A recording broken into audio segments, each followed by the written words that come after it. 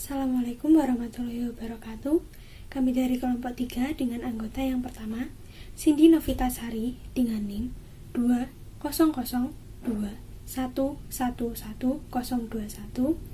Yang kedua, Mega Agustin Fajarwati dengan NIM 20021111019. Dan yang ketiga, Sheila Nisha Intonia Putri dengan NIM 20021111004 akan mempresentasikan hasil kerja kelompok kami yang berjudul Pewarisan Sifat pada Makhluk Hidup. Yang pertama yaitu pengertian. Pewarisan sifat atau hereditas merupakan penurunan sifat dari induk kepada keturunannya. Ilmu yang mempelajari tentang pewarisan sifat disebut genetika. Sifat-sifat suatu makhluk hidup diwariskan melalui sel kelamin jantan dan sel kelamin betina. Molekul yang mendasari pewarisan sifat, yaitu ada materi genetik. Molekul yang berperan adalah asam nukleat, yaitu deoksiribonukleik asid atau DNA, dan ribonukleik asid atau RNA. Pada DNA, terdapat perintah yang mempengaruhi sifat atau yang menentukan karakteristik sifat makhluk hidup yang disebut gen. Berikut ilustrasi untaian DNA pada makhluk hidup. DNA terletak dalam inti sel merupakan untaian yang sangat panjang dan melilit pada protein histon. Lilitan DNA dengan protein histon membentuk benang-benang kromatin. Berikut yaitu ilustrasi kromosom pada sel akar bawang merah. Selanjutnya yaitu adalah struktur DNA. Penjelasannya, DNA dan RNA terdiri dari nukleotida. Setiap nukleotida tersusun atas gugus fosfat, gula, dan basa nitrogen. Pada DNA, gulanya berupa deoksiribosa. Pada RNA, gulanya berupa ribosa. Nukleotida dibagi menjadi struktur lebih kecil disebut nukleosida. Satu nukleosida tersusun atas gula dan basa nitrogen. Pada RNA digantikan oleh urasil. Basa nitrogen yang menyusun DNA ada 4, yaitu adenin berpasangan dengan timin, guanin berpasangan dengan sitosin. Adenin dan guanin termasuk basa purin, timin dan sitosin termasuk basa pirimidin. Pada RNA tidak terdapat timin. Struktur DNA berbentuk heliks karena adanya jenis ikatan kimia. Antara untai DNA diikat oleh ikatan hidrogen. Antara basa nitrogen dan gula diikat oleh ikatan glikosida. Antar nukleotida dihubungkan dengan ikatan fosfodiester. Berikut yaitu struktur dari RNA. Selanjutnya yaitu susunan kromosom sel tubuh dan sel kelamin. Gambar A merupakan kromosom sel tubuh perempuan. Gambar B merupakan kromosom sel tubuh laki-laki. Gambar C merupakan kromosom sel ovum. Dan gambar D merupakan kromosom sel sperma. Penjelasannya, jumlah kromosom sel tubuh ada 23 pasang karena diploid. Jumlah kromosomnya 23 kali 2 sama dengan 46 kromosom. Kromosom nomor 1 sampai dengan 22 disebut autosom atau kromosom tubuh. Kromosom nomor 23 disebut gonosom atau kromosom kelamin. Gonosom inilah yang membedakan antara laki-laki atau perempuan. Laki-laki diberi simbol, lingkaran kecil, dan tanda panah yang serong ke atas, jantan pada hewan dan tumbuhan. Perempuan diberi simbol, lingkaran kecil, menyambung dengan tanda plus, betina pada hewan dan tumbuhan. Gonosom laki-laki ditulis dengan X besar dan Y besar, dan untuk perempuan ditulis dengan X besar dan X besar. Karyotipe laki-laki ditulis dengan rumus 22 A besar ditambah X besar Y besar. Perempuan ditulis dengan rumus 22 A besar ditambah X besar. Selanjutnya yaitu hukum pewarisan sifat. Teori pewarisan sifat pertama kali diteliti oleh Gregor Mendel. Dia adalah pendeta dan ahli botani Austria. Dengan menggunakan kacang kapri atau ercis sebagai objek penelitian, karena ercis memiliki pasangan sifat yang kontras, dapat melakukan penyerbukan silang, daur hidup relatif pendek, dan menghasilkan banyak keturunan. Teorinya disebut hukum Mendel.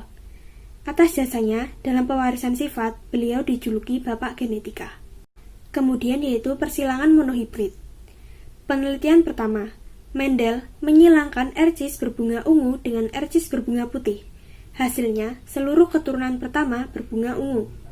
Kemudian, keturunan pertama tersebut disilangkan dengan sesamanya, diperoleh keturunan kedua yaitu 3 berbunga ungu dan 1 berbunga putih. Kemudian yaitu bagan persilangan monohibrid. Gen terdapat pada untai DNA. Saat sel akan membelah, DNA menggulung atau memadat membentuk kromosom. Bunga berwarna ungu dengan genotip U besar dominan daripada bunga berwarna putih bergenotip U kecil. Bunga berwarna ungu memiliki zat warna ungu atau antosianin. Antosianin dikode oleh gen U besar yang terdapat dalam kromosom. Dalam sel tubuh atau somatik, kromosom berpasangan atau diploid, sehingga genotipnya U besar.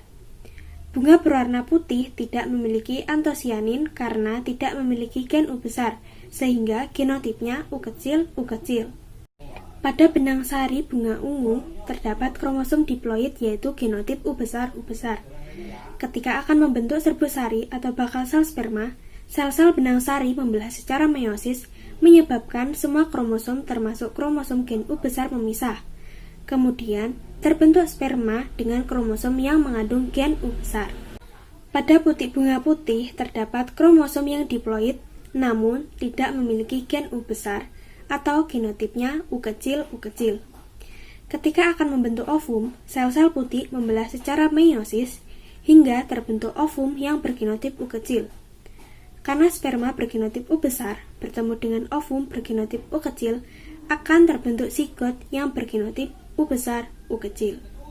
Berikut kami sajikan pemisahan saat pembentukan gamet. Ketika bunga bergenotip U besar, U kecil disilangkan dengan sesamanya, maka dihasilkan sperma yang bergenotip U besar dan sperma yang bergenotip U kecil. Begitu pula dengan ovum, akan dihasilkan ovum bergenotip U besar dan ovum bergenotip U kecil. Jika sperma bergenotip U besar bertemu dengan ovum bergenotip U besar atau U kecil, akan terbentuk bunga berwarna ungu. Jika sperma bergenotip U kecil bertemu dengan ovum bergenotip U kecil, maka dihasilkan bunga berwarna putih bergenotip U kecil atau tidak ada gen antosianin. Individu yang memiliki sifat yang dikontrol oleh 2 gen identik disebut homozigot. Sifat yang bergenotip U besar disebut homozigot dominan. Sifat yang bergenotip U kecil disebut homozigot resesif.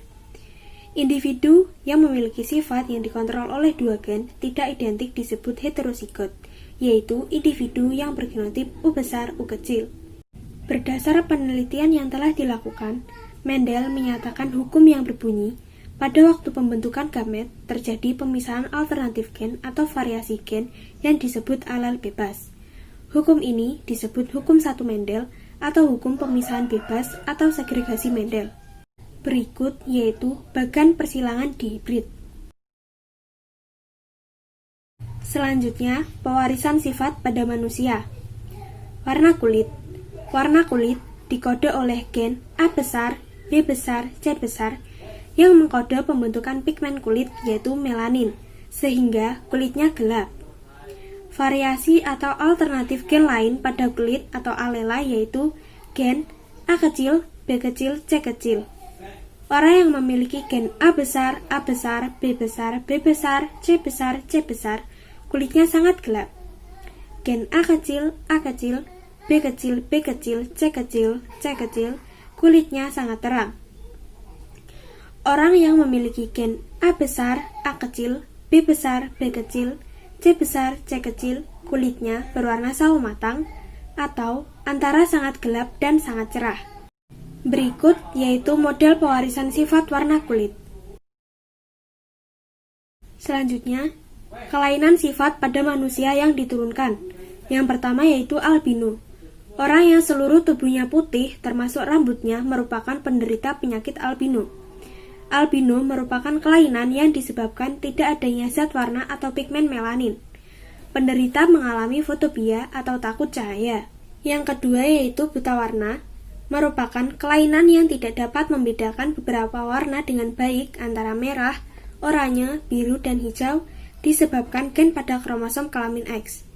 Perempuan penderita buta warna jika kedua kromosom X mengandung gen buta warna.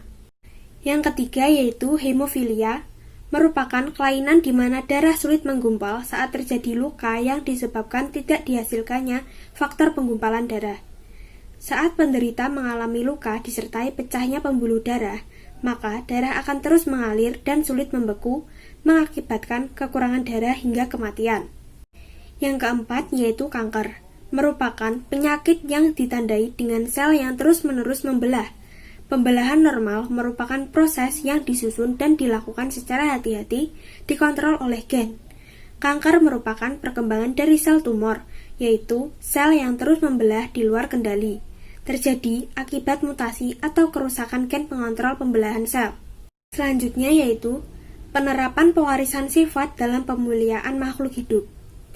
Pewarisan sifat dalam pemuliaan tumbuhan. Pemanfaatan genetika di bidang pertanian yaitu menyiapkan bibit unggul melalui pembuatan varietas hibrida. Varietas hibrida adalah jenis tumbuhan yang merupakan keturunan dari persilangan antara dua atau lebih jenis tumbuhan dengan karakteristik gen yang berbeda. Padi hibrida menghasilkan beras 30% lebih banyak dibanding padi pada umumnya, lebih tahan lahan kering, lebih pulen, lebih wangi, dan lebih cepat dipanen. Contoh padi hibrida yaitu Arize, Intani, PPH, Bernas Prima, dan IPB 4S. Demikian presentasi dari kelompok kami, kurang lebihnya kami mohon maaf. Wassalamualaikum warahmatullahi wabarakatuh.